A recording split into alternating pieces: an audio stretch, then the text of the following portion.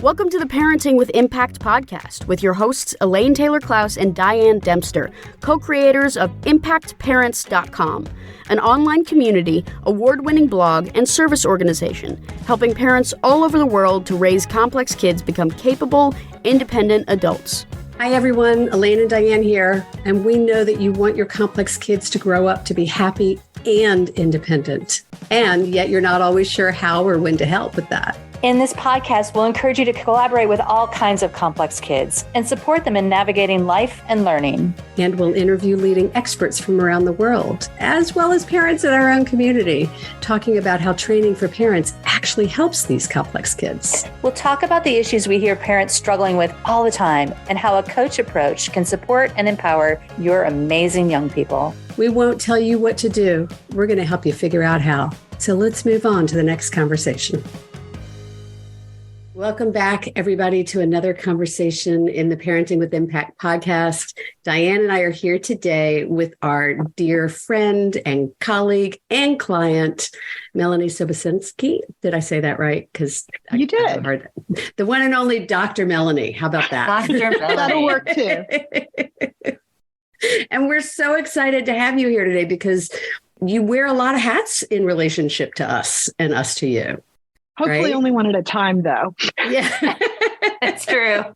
That would be exhausting. It probably is already, but that's okay. Complicated lives, complicated children. What can I say? Right.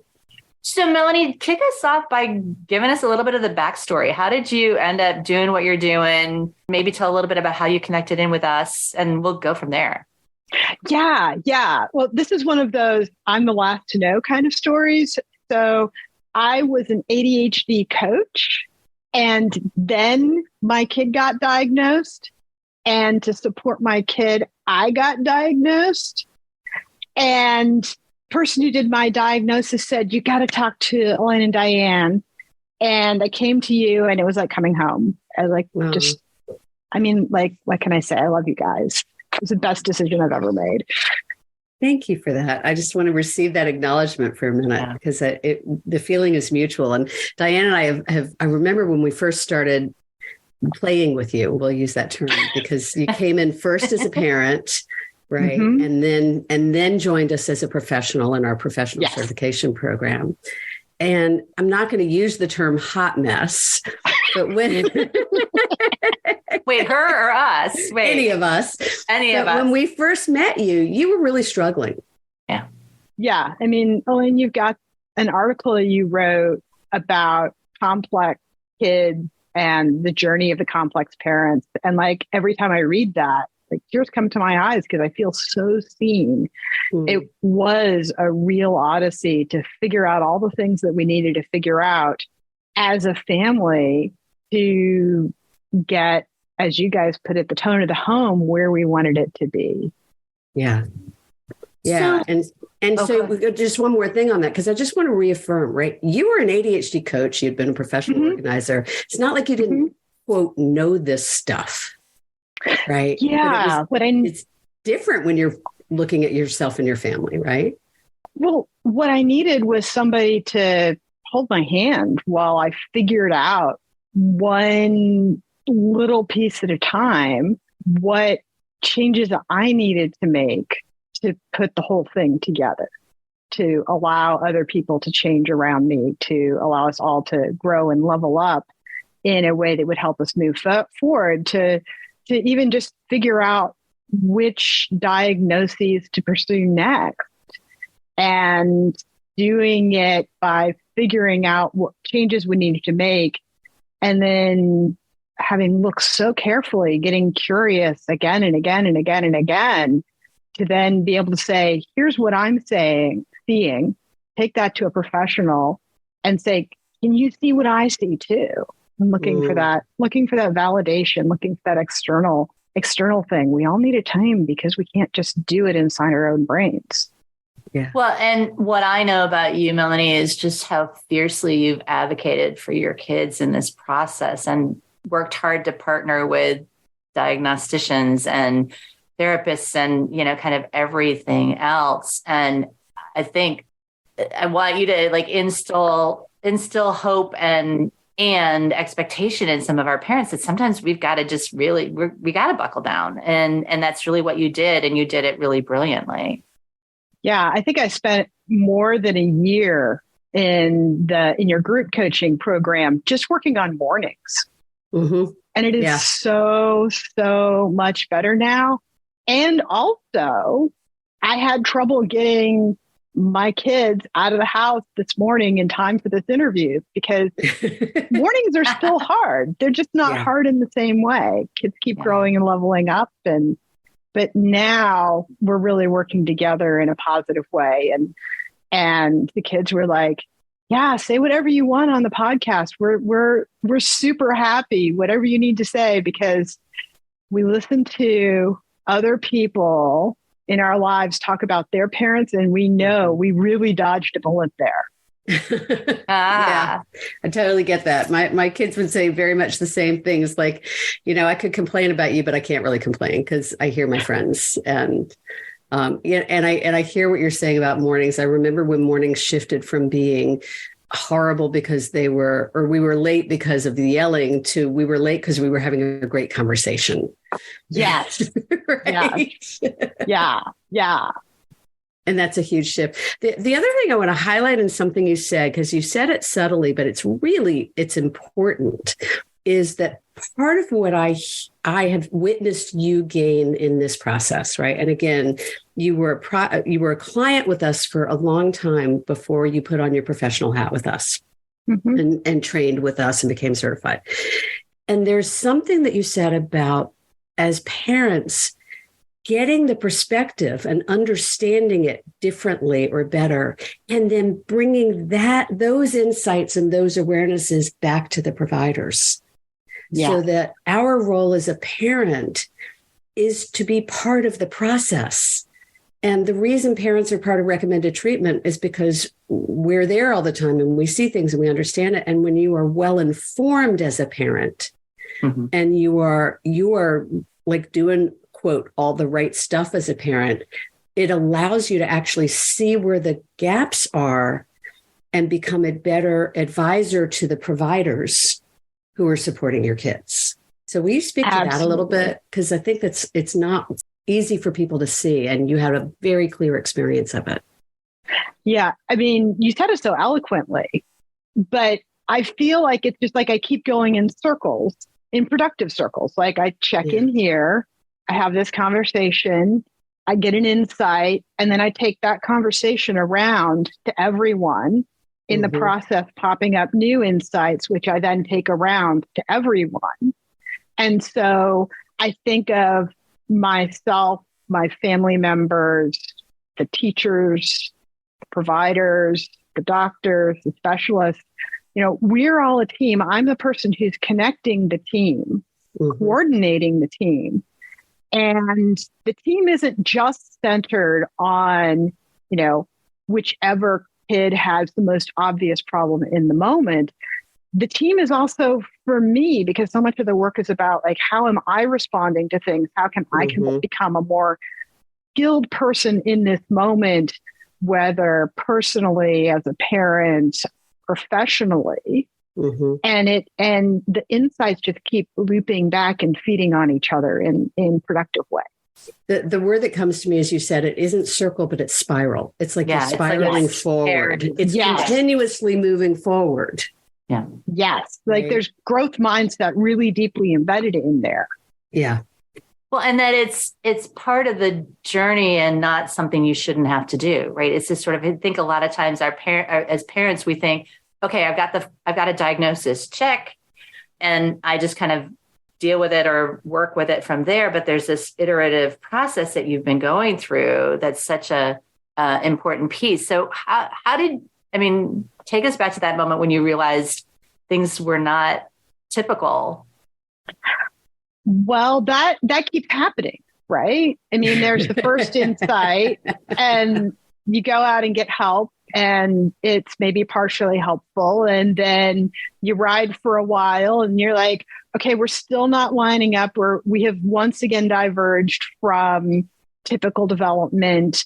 Go out, get the help, work on that, say, okay, here's what we're able to address. Here's where we're still seeing a gap. And okay, go back out, go find more resources. And sometimes it's about like, how much bandwidth do I have to work on this? Yeah. Sometimes I don't have as much bandwidth. Other times, we're still integrating something. I know there's something more, but it's not time yet. Or maybe the kid's not ready for that part of the process yet. I mean, we waited to get diagnoses around learning challenges until we had everything else more or less nailed down, because you wouldn't have been able to see it for the noise before that. And that's not to say to everybody, I just want to caution, she's not saying wait to do this until you do that. I want to really, because for some people, getting the LD diagnosed early allows you to get to the other things. Other stuff. So it's That's really paying attention. Right. So it's paying attention to your child and what the next need is for that child. The particular child. Yes, exactly. Exactly. Yeah. And it's going to be different for each kid, each age, each family. Yeah. I have a memory when one of my kids, there was a big nutritional piece as part of the diagnosis early on. And the psychologist sent me to a nutritionist, and they were 8. And I made the appointment, and then I canceled it because, as you just said, I couldn't handle it. I knew they were going to tell me to take a food out of the diet. And at that time, this is over 20 years ago, I couldn't handle it. Yeah. And so I delayed it like a year and a half. And then I was ready to go back in. Yes, on the one hand, I should have done it at 8, quote, should. On the other hand, I couldn't handle it. Yeah. And I needed to do it when I could, when I was ready. And when I did, it made all the difference in the world for everybody. But had I tried to do it before I was ready to do it, we wouldn't have gotten the results we got, and we probably wouldn't have stuck with it. So speak a little bit to taking care of yourself in this process. Well, if I don't take care of myself, I can't do anything about the tone of the home. I become the problem in the tone of the home as opposed to the solution. Ooh. And for that, I need a team of my own. I mean, it's not just, a lot of us, it can be really easy as a parent to get fixated on the kid and what do I need to work on with the kid and what am I doing with that. But I found it really helpful in parallel to kind of have my own adult team, my own adult process to be, getting coached around my business things, around my personal things, getting my own therapy, working with my own doctors, working with diagnostic specialists as needed, so that I could be in the place where I felt cared for to the depths that I needed to be able to continue to generate care for, at times very challenging kids in very challenging situations. Yeah. Yeah. So I think we've talked about what makes it hard as a parent. What are the things that you find that sustain you through this spiral? Well, curiosity. For one thing. There's always something new to learn, something always new around the corner. And like getting a diagnosis, especially when you get doubt thrown at you from various directions, shade thrown at you about whether a particular diagnosis is valid or real or even exists in some cases. To find a professional who can look at from the same direction that you're looking and going, yeah, I see what you see. You're seeing something that's here, that's real. So those are kind of like the landmark views where you've climbed up and you get like big picture view, and then you rest there for a while and then you keep climbing because there's another view around the hill. And then there are moments when you get to a hard won developmental milestone and suddenly your kid gets something or something starts working in their brain that was not quite there before. And you just see these developmental cascades where things keep happening and it's super exciting. And, you just see growth and independence and ability to do so much more that wasn't accessible before. And that's super exciting too.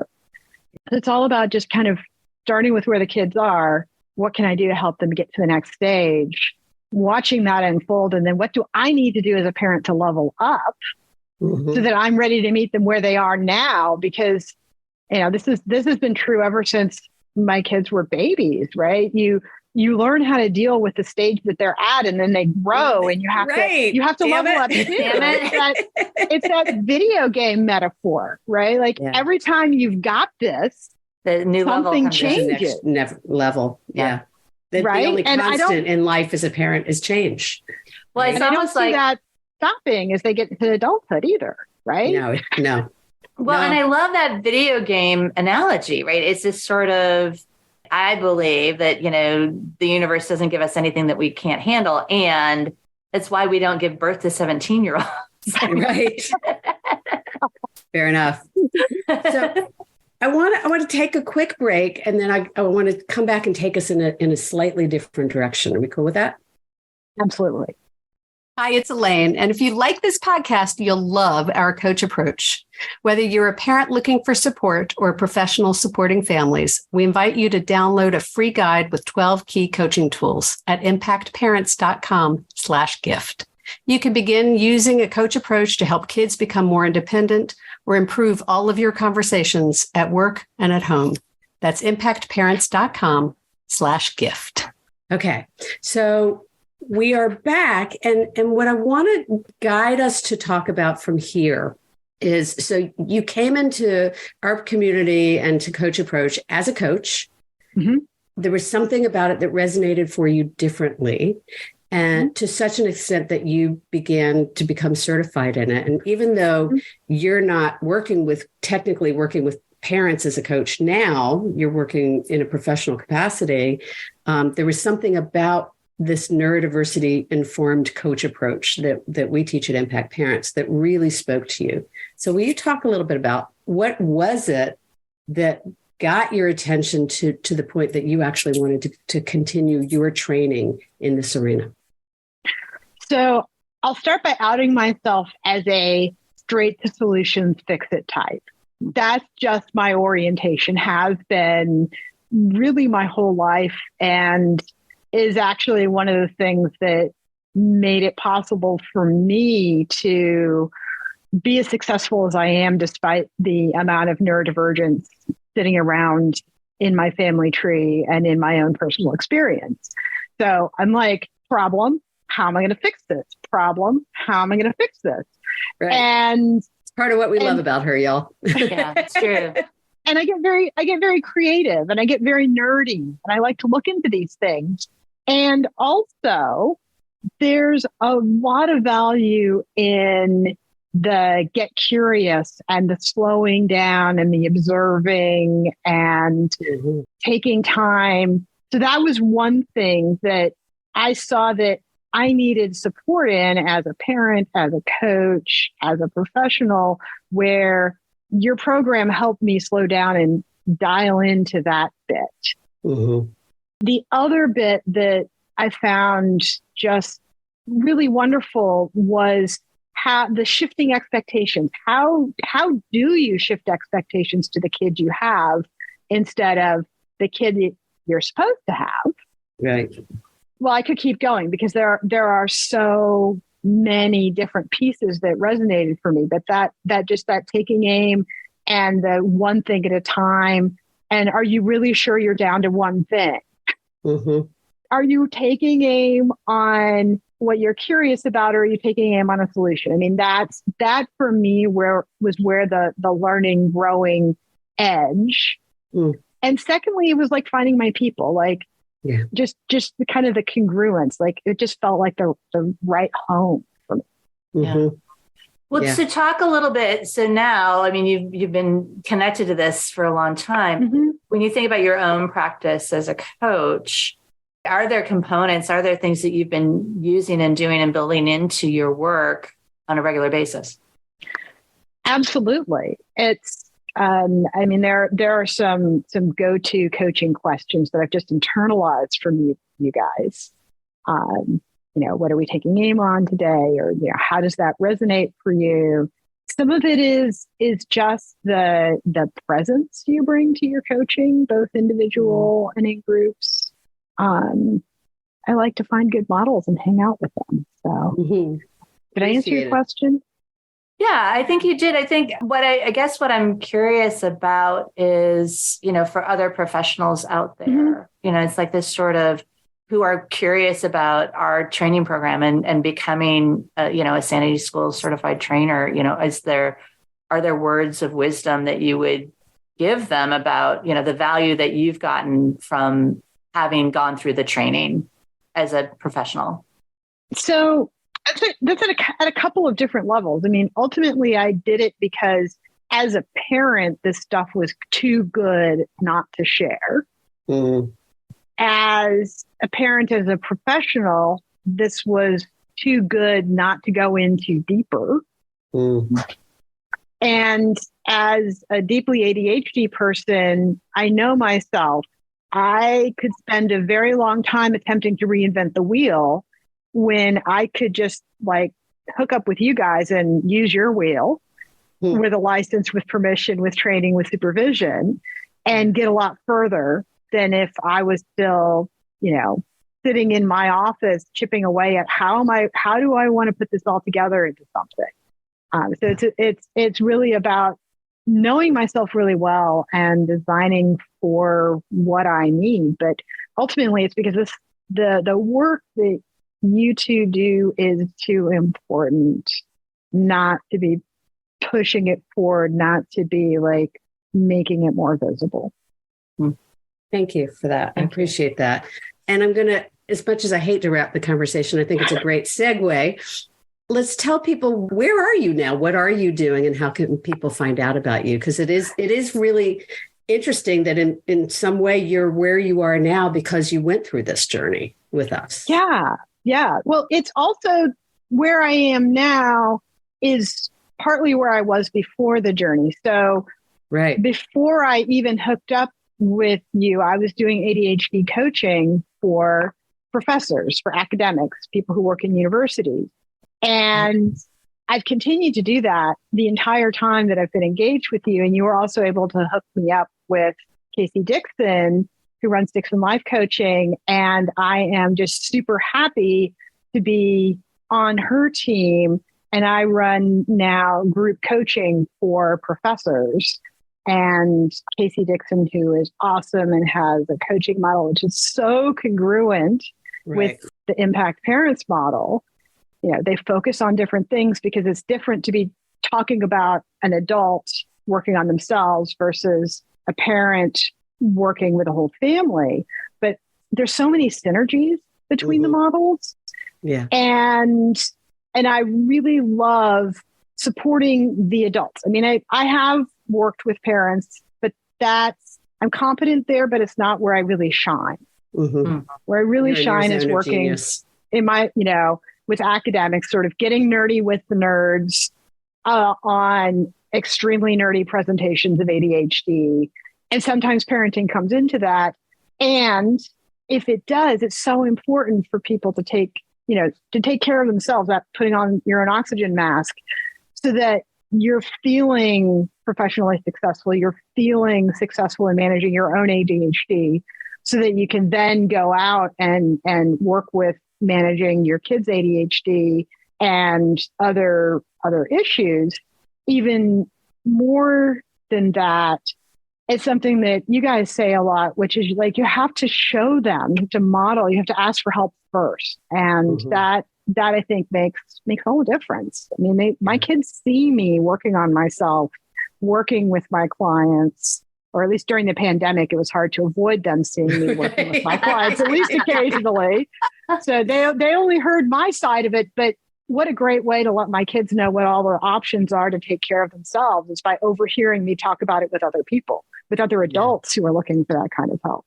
Yeah, no, that's beautiful. And we'll put a link to Melanie and Dixon Life Coaching in the show notes. And I have to laugh. I was talking to Casey the other day, and we were joking that you're on the podcast before she is. So we had that conversation. So stay tuned. Casey will be joining us on the podcast. Thank you for creating the lever, Melanie. So she kind of had to say yes this time. All of you are awesome. What can I say? I'm so lucky to have such great colleagues and have excuses to hang out with them so often. It's a great feeling, isn't it? Yeah. So Melanie, how do we wrap this up? Is there anything we haven't covered that you want to make sure we cover, or is there something you want to go back and reiterate in this conversation? I promised my kids when I got their permission to talk about them on this podcast, I promised my kids that I would tell the world how much we love our awesome dog. So I've now done that. I thought you were going to, you mentioned that earlier. I thought you were going to talk something about your dog's neurodiversity or something. I wasn't sure what. Well, I'm sure my dog is also neurodiverse. Both of my dogs kids, are. Oh my gosh, one of my kids wears that. There's an identity between like a very strong overlap identity Venn diagram between that child and the dog, and it's just a joy to have all of them in the house.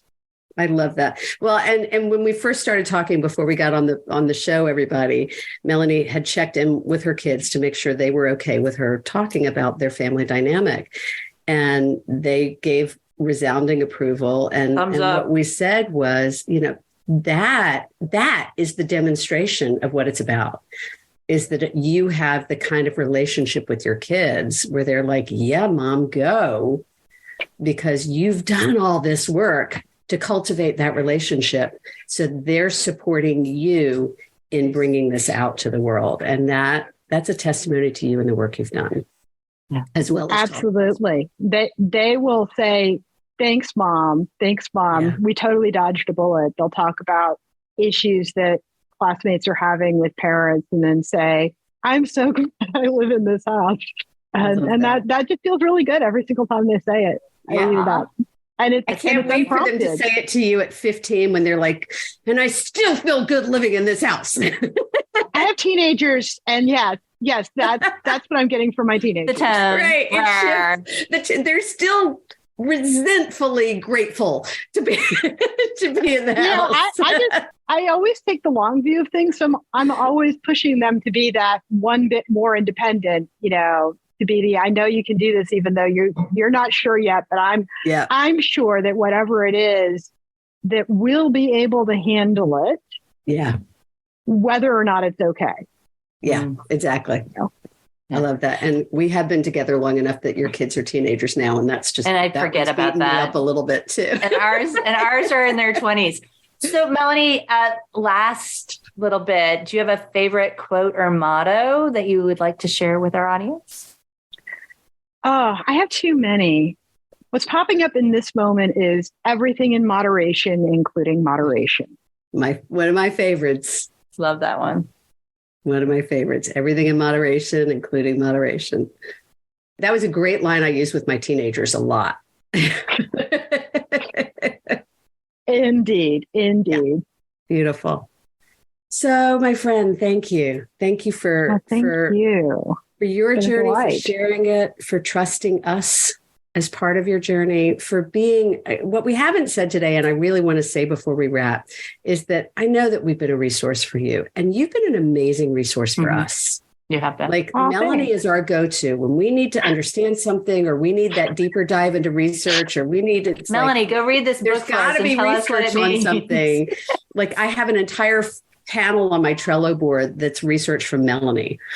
Because she's part of what keeps us informed, because she's out there doing that research in a way that neither of us do it quite as intently. So thank you. I'll be specific, because research is kind of that. I think you guys are doing research in that you're getting this what works database going in your work with clients. I do reading. I read what other people have published, but yes, I'm deep in the peer-reviewed research journal publications that involve statistics and study designs and the very academic, nerdy stuff that you need university library access to get to. Sometimes we need nerdy stuff, and when we need nerdy stuff, there's nobody better than Melanie. I can never decide whether I need your password to the university library website or whether I just need to say, Melanie, please do this for me. Right. Help me find. Friend ILL is what we call it in the academic community. Right. It's exactly what it is. All right, everybody. Melanie, thank you again. We loved this conversation. We love having you in our world. To those of you listening, take a moment, tune in with yourself, check in. What are the insights you're taking away from this conversation? Take a deep breath. I'm watching Melanie take a breath and let it out. Like, what are you noticing about what's coming to you from this conversation? What are you aware of? What insights are you taking? And maybe what do you want to do with that information moving forward in the coming week? How do you want to apply this insight to your life this week? And as always, thanks for what you're doing for yourself and for your kids. You make a huge difference in your life, in their lives, and in the tone of your home. So have a great week, everyone. You've been listening to the Parenting with Impact podcast with Elaine and Diane. For more information on the Impact Parents community or to join Sanity School for Parents, please visit ImpactParents.com. If you like what you've heard, please share this podcast with friends who need similar guidance and subscribe wherever you listen to podcasts. For the essentials of Elaine and Diane's coach approach to parenting, download a free tip sheet at ImpactParents.com/podcast. Behavior therapy training for parents is actually recommended as a first-line treatment for complex kids. For information about Sanity School, our training program for parents or teachers, which has helped thousands of families around the globe, visit ImpactParents.com/Sanity School.